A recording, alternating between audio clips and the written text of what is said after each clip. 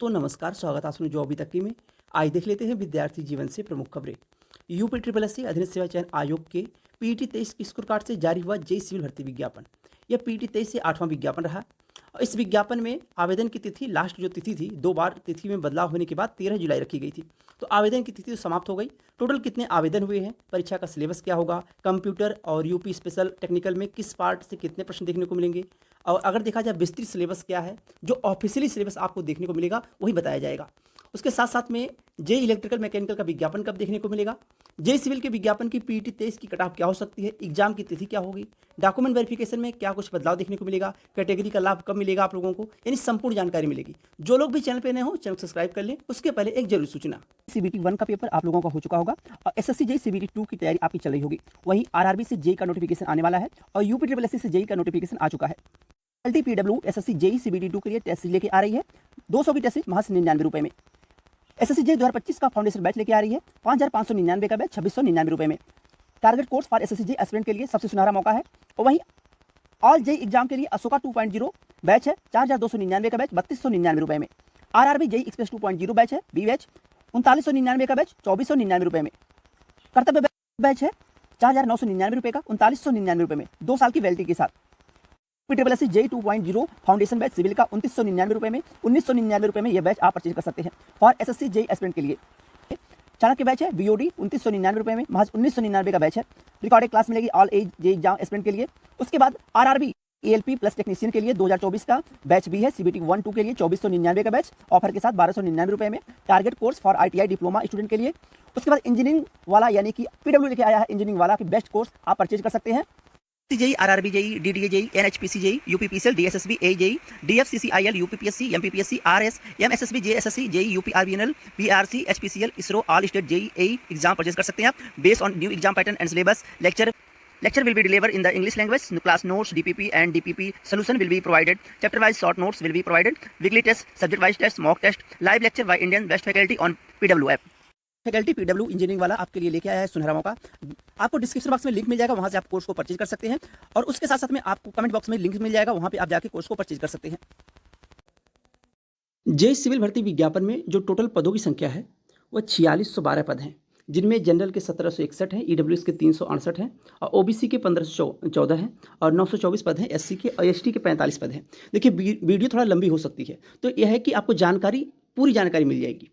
तो देखिए document verification से बात शुरू करेंगे तो डीबी में आपको किस तरह से बुलाया जाएगा। डीबी में कैटेगरी के अनुसार आपको मौका दिया जाएगा। ऐसा नहीं होगा कि टोटल पदों की संख्या के सापेक्ष आपको नहीं बुलाया जाएगा। पहले क्या अधीनस्थ सेवा चयन आयोग करता था कि टोटल जितने पद हुआ करते थे उन पदों का 1.5 से 2 गुना लोगों को डीबी में बुलाता था, 1.5 गुना या 2 गुना लोगों को मौका देता था। वह तो आयोग पर डिपेंड करता है कि 2 गुना या 3 गुना कितने लोगों को बुलाएगा डीबी में। लेकिन अब क्या होगा, जब से अधीनस्थ सेवा चयन आयोग बदलाव किया है कि इसके पहले आप जेई 18 में देखे होंगे कि सेकंड लिस्ट और थर्ड लिस्ट आती रही है, तो जो वह सेकंड लिस्ट और थर्ड लिस्ट आती रही है वह पूरे पदों के सापेक्ष नहीं आती थी, उसमें कैटेगरी के अनुसार जो लिस्ट आती थी। चाहे मान लीजिए जनरल में 1761 पद हैं, अगर मान लीजिए वह 3400 लोगों को यानी कि डीबी में मौका दिया और उतने बच्चे नहीं पहुंच पाए डीबी में, डीबी स्किप कर दिए या कहीं और सिलेक्शन पाके डीबी नहीं कराने गए, तो जब तक उतने बच्चे डीबी नहीं करा लेते तब तक इस कैटेगरी में सेकंड लिस्ट जारी करेगा। उसी तरह से ईडब्ल्यूएस में अगर उतने बच्चे नहीं गए डीबी में तो सेकंड लिस्ट या थर्ड लिस्ट तब तक जारी करेगा जब तक उतने बच्चे नहीं पहुंच जाते। उसके बाद ओबीसी में भी इसी तरह से होगा, एससी में भी इसी तरह से होगा और एसटी में भी इसी तरह से होगा। यह आप लोग जेई 18 के डीबी में देखने को मिला होगा। आप लोगों को सेकंड लिस्ट आई थी, थर्ड लिस्ट आई थी, कैटेगरी के अनुसार किस कैटेगरी में कितने लोग डीबी स्किप किए हैं या डीबी देने नहीं गए हैं या किन्हीं कारणवश वह डीबी नहीं दे पाए हैं, तो मेरिट हो सकता है थोड़ा कम कर दे आयोग अगर उतने बच्चे ना मिले तो कैटेगरी के अनुसार ही आपको डीबी में मौका मिलेगा। ये हो गई बात डीबी की। जो 4612 पदों पर यह विज्ञापन जारी में पदों की संख्या 4612 रही है और अब जो है पदों की संख्या नहीं बढ़ेगी। और उसके बाद पीटी 24 की स्कोर कार्ड से जेई का नया भी विज्ञापन देखने को मिलेगा, क्योंकि अगर देखा जाए 400 प्लस पदों का अधियाचन अधीनस्थ सेवा चयन आयोग के पास और मिला हुआ है, लेकिन इस भर्ती में उन पदों को नहीं जोड़ा गया। अब नया विज्ञापन आपको देखने को मिलेगा। जेई सिविल में जो टोटल आवेदन हुए हैं इसको लेकर दैनिक भास्कर के अनुसार अवर अभियंता सिविल में 4016 पदों की संख्या जब थी, जब पद नहीं बढ़ाए गए थे, तब तक अगर देखा जाए तो टोटल जो आवेदन हुए थे वह 27,973 आवेदन हुए थे। खैर अभी आरटीआई लगाई नहीं गई है, 2 से 3 दिनों में आरटीआई के माध्यम से जानकारी मांग ली जाएगी। लेकिन 4016 के बाद जब पदों की संख्या बढ़ गई तो अभी तक अगर देखा 13 जुलाई तक 35,000 के आसपास आवेदन हुए हैं। इसमें सबसे बड़ा कारण क्या था, जो बीटेक के छात्र जो इरिगेशन डिपार्टमेंट में मौका मिला था वह लोग भी आवेदन नहीं कर पाए उतना। उसका कारण ये था कि पीईटी नहीं दिए थे। अब पीईटी ना दिए थे इसलिए वो आवेदन नहीं कर पाए, और काफ़ी ऐसे जेई सिविल के छात्र थे जो डिप्लोमा वाले थे वह भी पीईटी नहीं दे पाए थे, वो भी आवेदन नहीं कर पाए। इसलिए आवेदन ना मात्र का देखने को मिला है आप लोगों को, इतने पदों पे इतना कम आवेदन। और उसके बाद अभी यह भर्ती माननीय न्यायालय में भी लंबित है। 16 जुलाई के दिन सुनवाई होनी है कि क्या इरिगेशन डिपार्टमेंट को मौका मिलेगा जब डिप्लोमा वाले छात्र अपना पक्ष रखेंगे या नहीं मिलेगा। और उसके बाद दूसरा इसमें मैटर यह फंस रहा है कि जो इरिगेशन डिपार्टमेंट में मौका दिया गया है वह छात्र पीटी 23 नहीं दिए हैं। तो बीटेक के छात्र इरिगेशन डिपार्टमेंट में आवेदन करना चाहते थे, काफ़ी ऐसे छात्र थे जो पीटी 23 नहीं दिए थे, वह छात्र कोर्ट गए। तो माननीय न्यायालय ने जो नई डेट मिली हुई है वह 24 जुलाई मिली हुई है।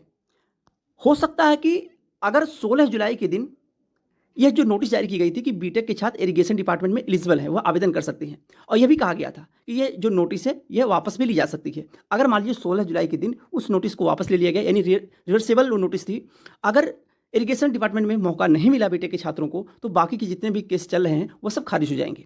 और अगर मौका मिल गया तो जो 12 जुलाई के दिन सुनवाई हुई थी कि बिना पीटी के इरिगेशन डिपार्टमेंट में उनको मौका दिया जाएगा, इसकी जो नई डेट मिली हुई है वो 24 जुलाई मिली हुई है। फिर यहाँ पे उन लोगों को भी मौका मिलेगा जो लोग याची हैं, सबको मौका नहीं मिलेगा, जो याची हैं उन्हीं लोगों को मौका मिलेगा, जो पीटी नहीं दिए हैं उन लोगों को फिर जो इरिगेशन डिपार्टमेंट में आवेदन करना चाहते हैं उनको मौका मिलेगा। तो फिर यह केस बढ़ता चला जाएगा और एक एक नया नया बदलाव भी देखने को मिलेगा आप लोगों को।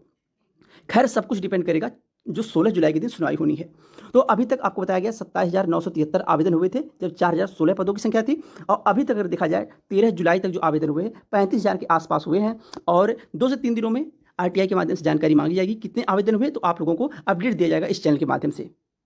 इस भर्ती में सबसे बड़ा पेंच था बीटेक इरिगेशन डिपार्टमेंट, क्योंकि अगर माननीय न्यायालय इरिगेशन डिपार्टमेंट को एलिजिबल ना करता तो इरिगेशन डिपार्टमेंट के वो छात्र जो पीटी नहीं दिए थे वह भर्ती कोर्ट ना जाती, और फिर वहाँ से 12 जुलाई के दिन सुनवाई हुई तो वहाँ पे ये जानकारी मिली कि हो सकता है कि जो याची हैं याची को मौका दिया जाए आवेदन करने के लिए जो पीटी 23 नहीं दिए हैं।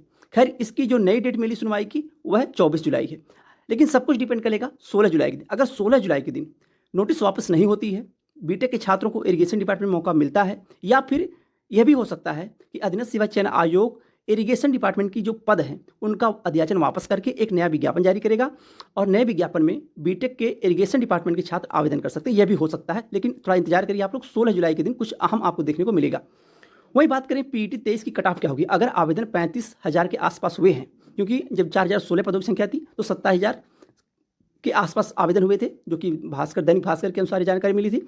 और उसके बाद और अगर आवेदन 35,000 से लेकर 40,000 तक आवेदन होते हैं तो पीटी की कट ऑफ क्या होगी। और एक बदलाव ये भी हो सकता है कि अधीनस्थ सेवा चयन आयोग इरिगेशन डिपार्टमेंट अगर एलिजिबल हुए और डिप्लोमा वाले छात्र एलिजिबल हुए तो डिप्लोमा वाले छात्रों का डिप्लोमा अपलोड कराएगा, उसके बाद एडमिट कार्ड जारी करेगा, ये भी हो सकता है, ये भी बदलाव तय है होना। और इरिगेशन डिपार्टमेंट में अगर इरिगेशन डिपार्टमेंट के छात्र एलिजिबल हुए तो पीटी जो छात्र नहीं दिए हुए हैं और न्यायालय में गए हुए हैं उनकी सुनवाई 24 जुलाई को होनी है, उन लोगों को भी फिर मौका मिलेगा। बिना पीटी के आवेदन वही कर सकते हैं जो याची हैं, और बाकी और लोगों को मौका नहीं मिलेगा, केवल याची को मौका मिलेगा।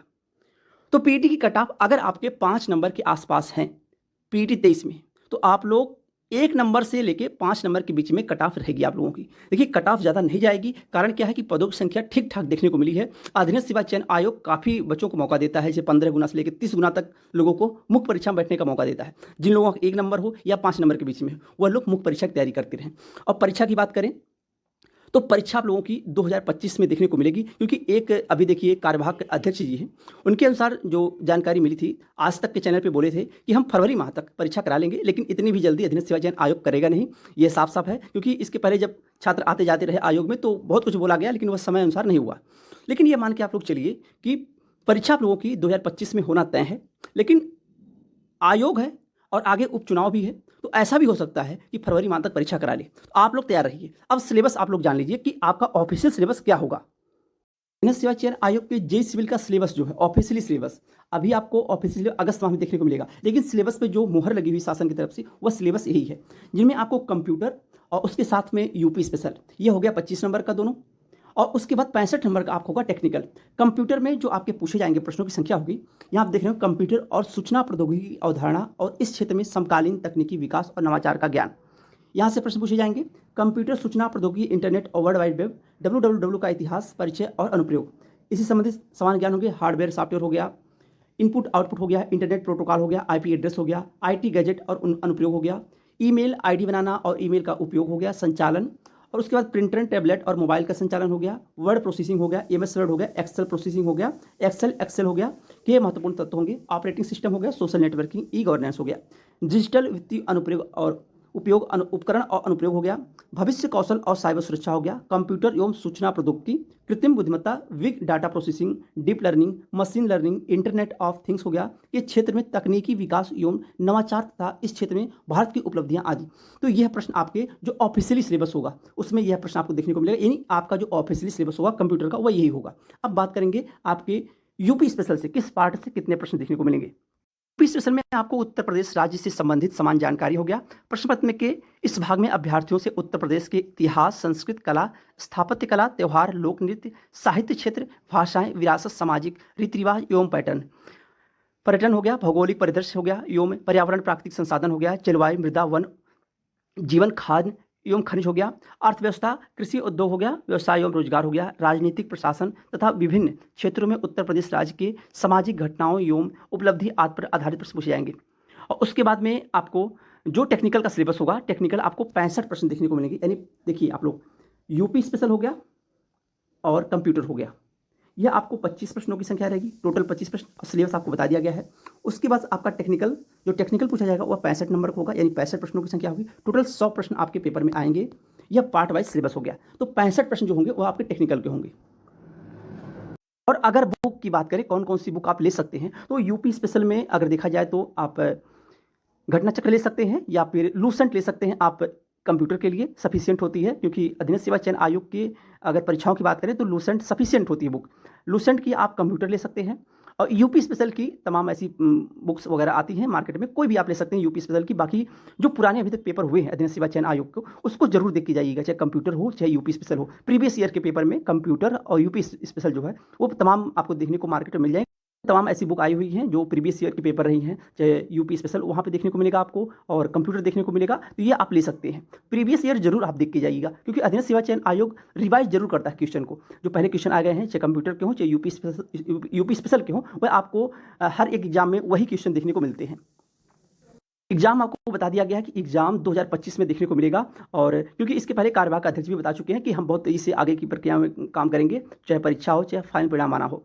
और J18 रिजल्ट की जानकारी भी दी गई थी कार्यवाहक अध्यक्ष के माध्यम से कि J18 का रिजल्ट इसी माह में, जुलाई माह के लास्ट में देखने को मिल जाएगा। जेई इलेक्ट्रिकल मैकेनिकल विज्ञापन की बात करें तो जुलाई माह में ही आपको जेई इलेक्ट्रिकल मैकेनिकल का विज्ञापन, जो अधीनस्थ सेवा चयन आयोग में विज्ञापन तैयार हो चुके हैं, चाहे उनमें ANM का विज्ञापन हो, जेई इलेक्ट्रिकल मैकेनिकल का विज्ञापन हो, लेखपाल का विज्ञापन हो, और एक विज्ञापन कोई और स्पेशल क्वालिफिकेशन का, वह भी विज्ञापन आपको देखने को मिलेगा। तो उनमें से आपको जो पहली वरीयता में रहेगा वह ANM और जेई इलेक्ट्रिकल मैकेनिकल, जो कि इसी माह में, और 10 अगस्त तक आपको 2 से 3 विज्ञापन देखने को मिल जाएंगे, जेई इलेक्ट्रिकल मैकेनिकल और ANM, और उसके साथ साथ में लेखपाल का विज्ञापन। ये विज्ञापन आपको देखने को मिल जाएंगे। और अभी कुछ और पदों का अधियाचन आना बाकी है। जेई इलेक्ट्रिकल में पदों की संख्या ज़्यादा है, आपको बताई गई थी। मैकेनिकल में पदों की संख्या उतना नहीं है, लेकिन इलेक्ट्रिकल में पदों की संख्या ज़्यादा है। टोटल अगर दोनों में देखा जाए 600 प्लस पदों की संख्या है। और तब तक आवेदन आने के पहले अगर कुछ और अधियाचन मिल जाते हैं तो वो पद इसमें जोड़ दिए जाएंगे। और आपको पता होगा कि अधीनस्थ सेवा चयन आयोग अब आवेदन के टाइम में भी पदों की संख्या बढ़ाता है, तो थोड़ा भी निराश ना होइए। जिस तरह से आपको जेई सिविल में काफ़ी पद बढ़ते हुए देखने को मिले हैं, उसी तरह से आपको उतने पद तो नहीं रहेंगे, लेकिन ये है कि आपको ठीक ठाक पद देखने को जेई इलेक्ट्रिकल मैकेनिकल में भी मिलेंगे। बाकी जैसे भी कोई अपडेट निकल के आती है अधीनस्थ सेवा चयन आयोग से भर्ती विज्ञापन हो या परीक्षाओं की नोटिस हो, सबसे पहले सटीक जानकारी आपको इस चैनल के माध्यम से देखने को मिलेगी। जो लोग भी चैनल पर नए हो, चैनल सब्सक्राइब कर लें और शेयर भी करिएगा। आज के लिए बस इतना ही। बहुत बहुत धन्यवाद। जय हिंद।